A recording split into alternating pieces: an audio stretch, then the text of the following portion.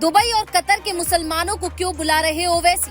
क्या माधवी के सपोर्ट में हैदराबाद जाएंगे पूरे हिंदुस्तान के हिंदू? माधवी ने ढूंढ लिया ओवैसी के घर में विभीषण। कौन है रजाकार जिनका जिक्र कर बोले अमित शाह, इस बार ओवैसी की हार तय है।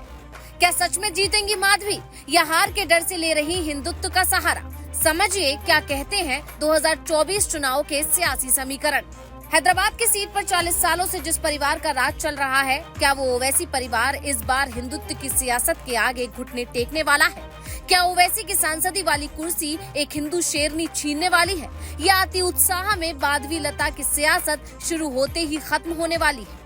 केंद्रीय गृह मंत्री अमित शाह से लेकर सीएम योगी तक माधवी लता के पक्ष में प्रचार कर रहे हैं। अमित शाह तो साफ कहते हैं कि रजाकारों के प्रतिनिधि को हटाना है। ऐसे में यहाँ ये समझना जरूरी हो जाता है कि आखिर ये रजाकार हैं कौन। ये वो लोग थे जो हैदराबाद को भारत से अलग करवाना चाहते थे। रिटायर्ड अधिकारी महमूद नवाज खान ने एक संगठन बनाया था और इसकी संगठन में जो ट्रेंड मिलिट्री सिपाही थे, उन्हें रजाकार नाम दिया गया था। ये विदेशी ताकतों के साथ मिलकर हैदराबाद को भारत से अलग करवाना चाहते थे, पर भारतीय सेना ने ऑपरेशन पोलो चलाकर इनके मंसूबों को नाकाम कर दिया था। और अब माधवी लता इन रजाकारों की सोच पर सियासी बुलडोजर चलाने वाली है। ओवैसी जिन मुसलमानों को अपना मानते हैं, उन्हीं मुसलमानों को अपने पक्ष में करके माधवी पूरा गेम पलटने के मूड में नजर आ रही हैं। शायद यही वजह है कि अमित शाह इनका जिक्र कर ओवैसी को ये साफ संदेश दे रहे हैं। इस बार मुकाबला कांटे की टक्कर का होने वाला है और इस बात से ओवैसी इतने डर गए हैं कि दुबई और कतर से मुस्लिमों को बुला रहे हैं। पर सवाल ये है कि वहाँ के मुसलमान हिंदुस्तान आकर करेंगे क्या? ओवैसी कहते हैं कि बच्चों को लेकर वोट डालने जाओ। डोर टू डोर प्रचार में भी वो यही बात मुस्लिम परिवारों से भी कह रहे हैं।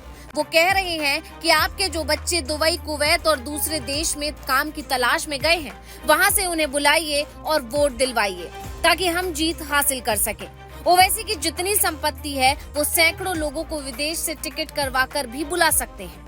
पर सवाल है कि ओवैसी ने अगर ऐसा किया तो क्या माधवी लता चुनाव हार जाएंगी?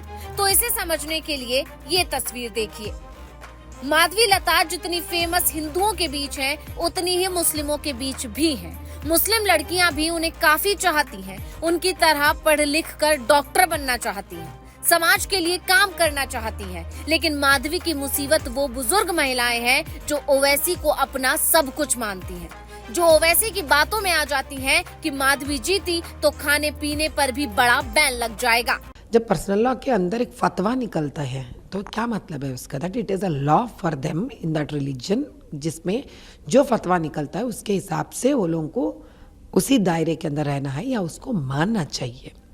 जब फतवा निकला है कि आप बीफ नहीं खाना चाहिए, तो इन फतवे के अगेंस्ट कैसे जाल रहे हैं उन्होंने? तो इसका मतलब है इनको अपने खुद का मज़हब का भी लिहाज नहीं है। तो उनको जब मस्जिद में आया उन्होंने एक बोल लेते, जब दूसरे मर्जी में आया दूसरे बोल लेते, जब उन्होंने सडन मुसलमान बन जाना चाहिए मुसलमान बन जाते, जब बनना नहीं है उनको नहीं बनते।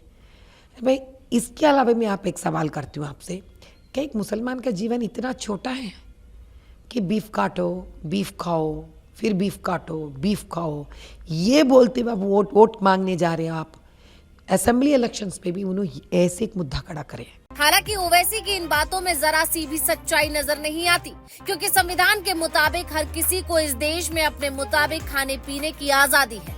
हैदराबाद हो या दिल्ली, हर कोई अपने हिसाब से रह सकता है, खा सकता है, घूम सकता है।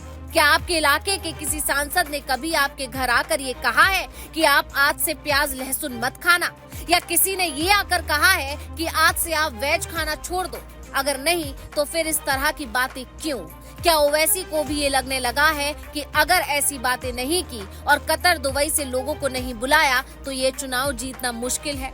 आपको क्या लगता है कि 13 मई को पूरे तेलंगाना में जब वोटिंग होगी तो हैदराबाद सीट पर ओवैसी की हार लिखी जाएगी या माधवी का अति उत्साह भारी पड़ेगा? कमेंट कर अपनी राय जरूर दें, क्योंकि पहली बार साउथ के किसी सीट की चर्चा नॉर्थ इंडिया में इतनी जोर शोर से हो रही है। Bureau report, global Bharat TV.